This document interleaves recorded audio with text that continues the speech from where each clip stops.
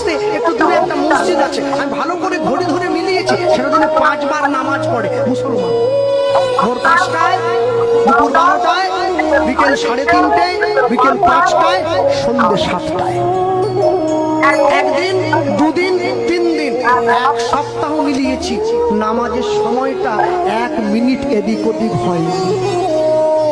আপনাদের এই পুরো সবঙ্গে যদি বন্যা হয়ে যায়, তবু নামাজের সময়টা পরিবর্তন হবে না, ওটা ভোর 5টায় নামাজটা 5টাতেই হবে।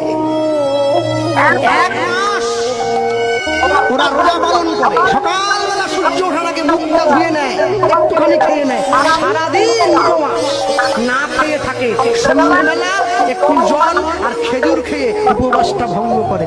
পরে কি খাবে সেটা বড় কথা নয়, 1 মাস তো পালন তো করে। আর আমার বাড়ির মা বোনেদেরকে বললে কি একাদশী করবে, বলে না।